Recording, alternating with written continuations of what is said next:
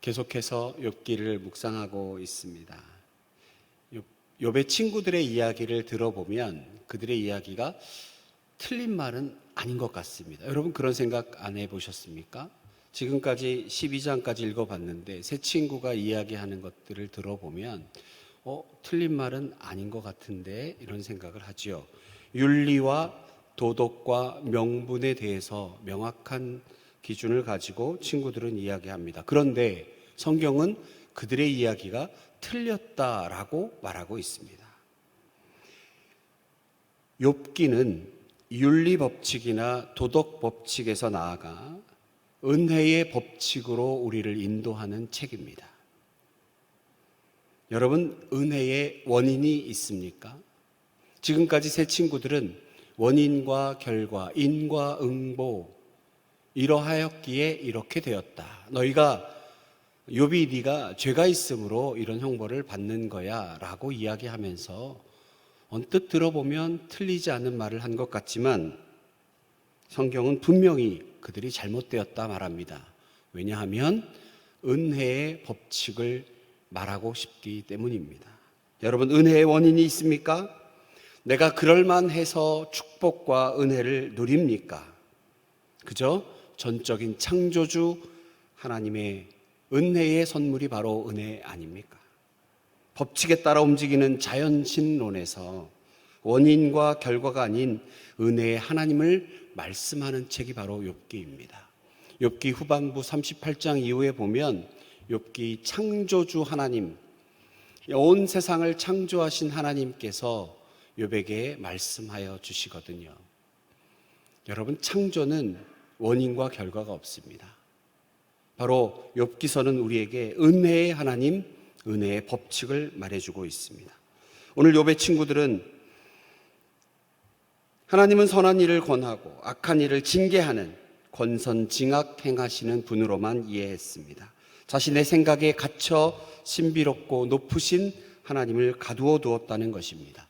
선을 행하면 상 주시고 악을 행하면 벌 주시는 분으로만 이해하고 있었습니다. 그러므로 욥이 당하고 있는 고난과 고통은 하나님 앞에 그가 죄지었기 때문에 벌어진 일이라고 설명했습니다. 그래서 욥에게 하나님을 원망하는 일을 그만하고 벌받은 만한 일을 행하였음을 이실직고 해라. 안 그런 척하지 말고 솔직히 다 토해내봐라 라고 몰아붙였습니다. 이에 대한 욥의 답변이 오늘 본문의 내용입니다. 욥이 답변한 오늘 본문을 통해서 우리 인간과 전적으로 다르신 하나님을 접하게 됩니다. 물론 욥이 하나님을 완전히 이해했고 정말 완벽한 의인이기 때문에 이렇게 말하는 것은 아닙니다. 하지만 욥의 고백, 오늘 본문에서 이야기하는 욥의 고백은 진리입니다. 가끔 완전하지 않은 사람들이 말한 것, 그 사람의 부족함으로 그 말마저 업신여김을 받는 경우가 있습니다. 아주 어린 아이가 말했기 때문에 가볍게 흘려듣는 말들이 있지 않습니까?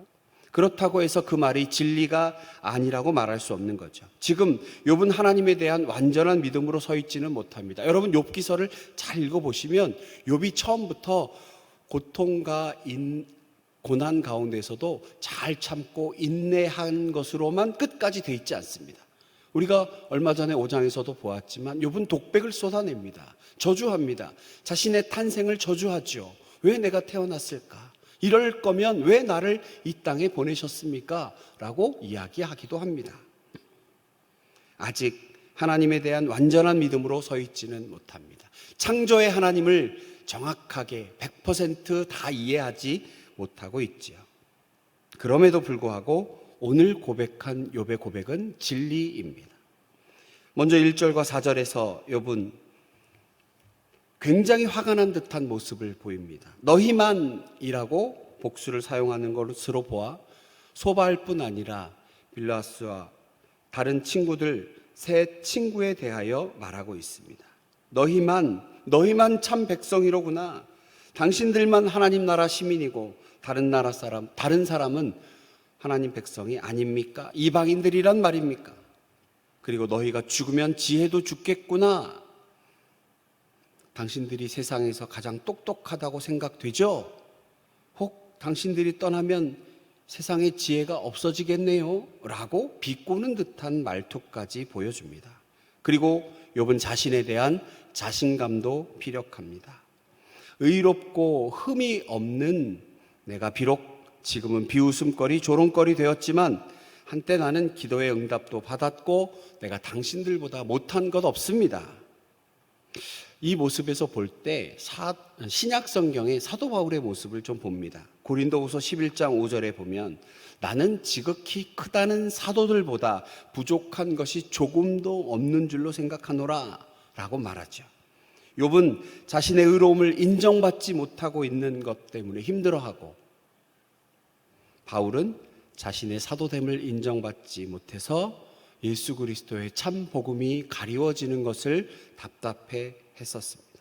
이제 점진적으로 욥은 하나님에 대한 자신의 고백, 자신이 알고 있는, 자신이 느끼고 있는 하나님을 고백합니다. 먼저 7절과 8절에서 자신이 친구들만큼 지혜자이다, 그리고 동물도 식물도 사람들과 같이 지혜를 갖고 있다라고 말합니다. 이제 모든 짐승에게 물어보라, 그것들이 내게 가르치리라. 공중의 새에게도 물어보라, 그것들이 또한 내게 말하리라. 땅에게 말하라, 내게 가르치리라. 바다의 고기도 내게 설명하리라. 땅에 사는 거대한 짐승이나 맹수, 공중의 새, 땅에 뿌리 내리고 있는 나무, 바다의 물고기 중에 인간의 능력보다 솔직히 더 뛰어난 능력을 갖고 있는 것들도 있지요. 하지만 그것들은 그저 그들의 속성이고 본능적인 것들 뿐입니다. 그럼에도 욥은 짐승에게 물어보라, 공중의 새에게 물어보라, 땅에게 말하라, 바다의 고기도 설명해 줄 거다, 그것들의 뛰어남을 이야기한다라는 말보다는 자신이 얼마나 지금 답답한지 호소하고 있는 것으로 봅니다. 여러분, 길 가다가 자신의 막 억울함을 설명할 때 그러잖아요. 길 가는 사람 붙잡고 물어봐라. 내가 지금 얼마나 억울한지. 아마도 자신의 이 정당함, 너희들이 말한 것처럼 그렇게 내가 엉망진창은 아니었다라는 것을 동식물을 들먹여 호소하고 있습니다. 그래서 욥은 9절과 10절에 이렇게 말합니다. 이것들 중에 어느 것이 여호와의 손이 이를 행하신 줄을 알지 못하랴. 모든 생물의 생명과 모든 사람의 모든 육신의 목숨이 다 그의 손에 있느니라. 하나님께서 지금 내가 겪고 있는 일들을 동식물들도 다 안다. 모든 생물의 생명이 하나님의 손 안에 있듯이 사람의 목숨도 그분 손 안에 있는 게 당연한 것 아닌가라고 가슴을 치고 있는 거죠. 그리고 16절에서 21절, 그는 하나님의 하나님 되심, 인간의 상식을 넘어서는 하나님의 행하심에 대해서 말씀하고 있습니다.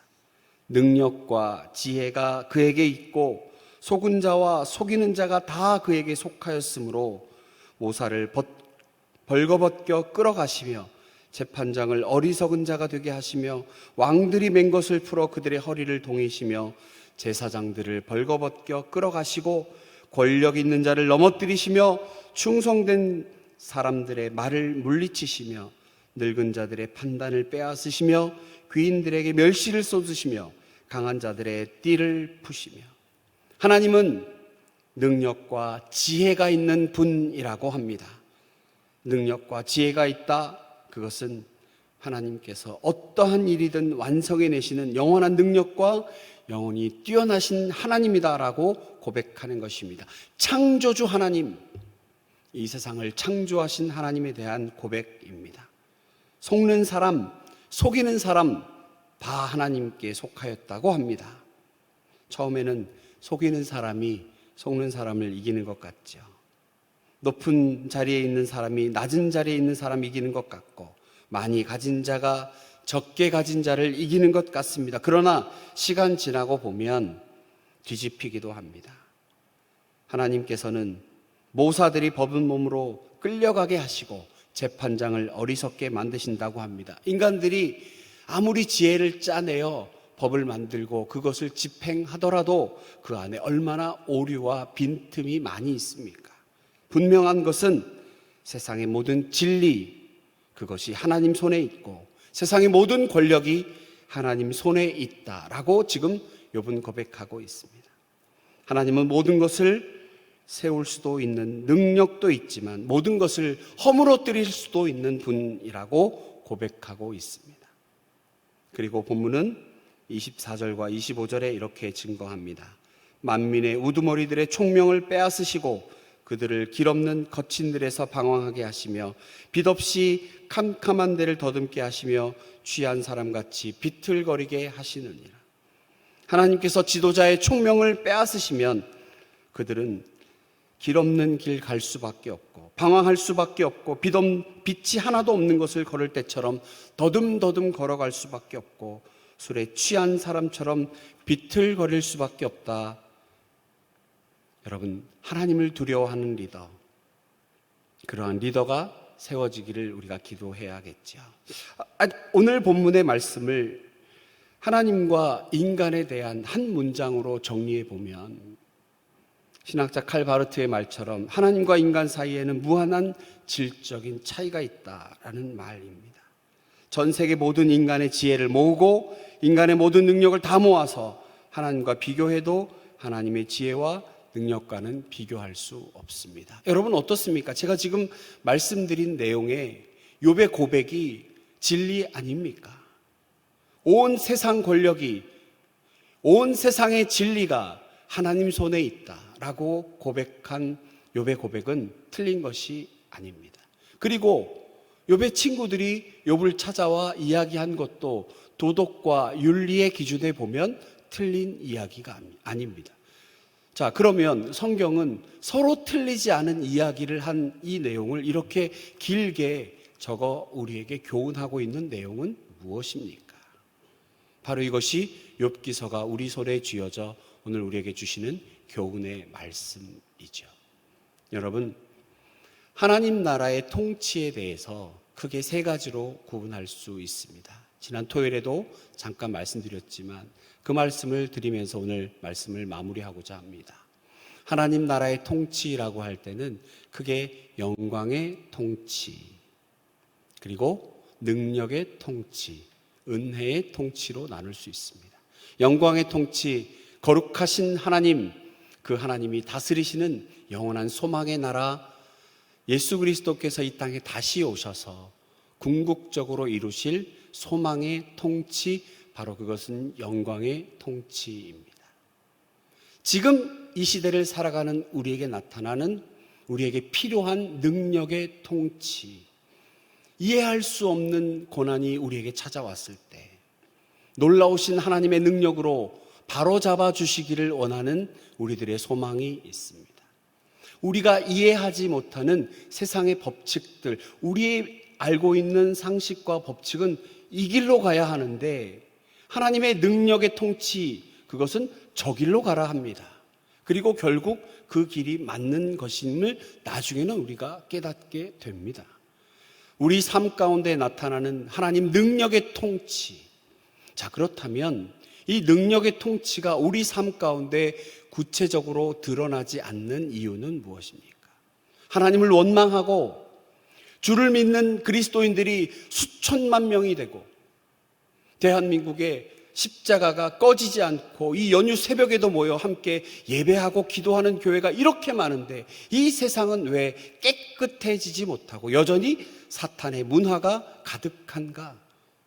우리 다음 세대 청년들은 왜 이렇게 힘들어하고 주께 가까이 나오는 것을 주저하는가? 하나님의 능력의 통치가 왜 이 땅을 구체적으로 바로 나타나 다스리지 못하는 것처럼 보일까? 우리 삶에 나타난 여러 가지 일들 때문에 그의 다스림에 회의가 생기는 경우도 있습니다.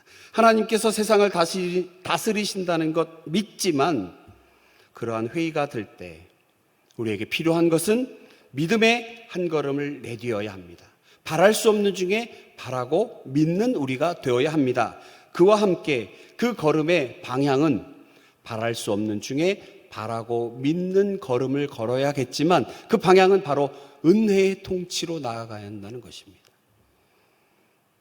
우리 삶을 인도하시는 예수님의 은혜를 경험하는 가운데 세상을 다스리시는 예수님에 대한 신뢰가 자라갈 수 있기 때문입니다. 여러분, 하나님의 은혜를 경험한 우리가, 우리 믿음의 방향이 은혜를 경험한 은혜의 통치 가운데 나타나게 되면 하나님을 이해하게 되고 하나님을 전적으로 신뢰하게 되고 그의 능력의 통치 안으로 들어가게 된다는 것입니다. 은혜를 경험하지 못하면 이해할 수 없고 단지 순간순간 나타난 현상들에 우리는 들썩들썩 할 수밖에 없다는 것이죠. 욥은 지금 고백 가운데 틀린 이야기를 하진 않았습니다. 전적으로 하나님의 능력과 천지 만물을 창조하신 하나님에 대한 고백을 이야기했습니다. 그럼에도 불구하고 우리가 지켜보아야 할 것, 그것은 바로 하나님, 그분을 은혜의 하나님, 세상 이치로 바라보는 그 하나님이 아닌 은혜의 하나님으로 바라보아야 합니다. 여러분, 창조의 하나님, 창조는 어떤 이유가 있어서 창조된 것이 아니라 그냥 창조하신 하나님의 은혜인 것이죠. 사랑하는 성도 여러분, 저는 우리 모두가 은혜의 통치, 하나님, 전능하신 하나님의 은혜의 통치 아래 믿음으로 한 걸음씩 나아가는 우리 성도님들이 되시길 원합니다. 여러분, 우리가 그것을 보고 우리의 그 모습을 보고 다른 사람들이 감화된다면 더 큰 유익이 될 것입니다. 이 새벽에 나와 기도하는 것, 길거리에 나가 사람들이 거절하는데도 불구하고 전도지를 거닐고 예수 믿으세요라고 말하는 이것이 우리가 은혜를 경험했기 때문에 그 안에 능력이 나타나게 될 것입니다. 욥은 몹시 이해할 수 없는, 자신의 생각으로는 도무지 상상조차 할 수 없는 그런 고난 가운데 빠져 있고 수많은 말들의 잔치가 벌어지고 있습니다. 그 안에 하나님, 그분의 창조주, 그분의 놀라운 은혜의 빛이 내리쬐고 있습니다. 우리는 그것을 붙잡아야 합니다. 그럴 때에 하나님의 능력이 구체적으로 우리 삶 가운데 드러나게 되는 것입니다. 우리 모두 은혜의 통치 안에 거하며 하나님, 그분의 다스리심을 신뢰하고 궁극적으로 하나님 다스리시는 영광의 통치를 소망하는 것, 그것이 바로 우리들의 모습이어야 할 것입니다. 함께 기도하겠습니다. 하나님 아버지, 이 아침 욥의 고백, 전적으로 높으신 하나님, 창조의 하나님을 고백했던 욥의 고백이 우리의 고백이기를 원합니다.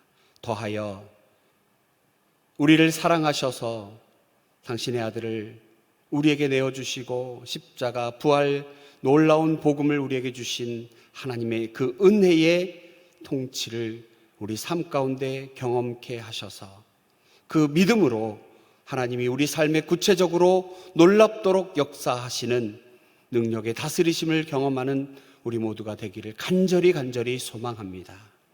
욥과 친구들의 수많은 말잔치 가운데에 하나님 놀라운 진리의 말씀, 그리고 우리를 사랑하시는 은혜의 능력을 우리 삶 가운데 날마다 소망하는 우리 강성의 온 성도들이 다 될 수 있도록 하나님 함께하여 주시옵소서. 바랄 수 없는 중에 바라고 믿는 우리의 믿음의 걸음이 바로 하나님이 우리를 사랑하시고 우리를 날마다 은혜 가운데 가두어 두시는 그 놀라운 사랑과 은혜를 경험하는, 깨닫는, 그래서 하나님 앞에 주신 사명을 감당하며 순종하는 우리 모두가 되게 하여 주시옵소서. 예수님 거룩하신 이름으로 기도하옵나이다. 아멘.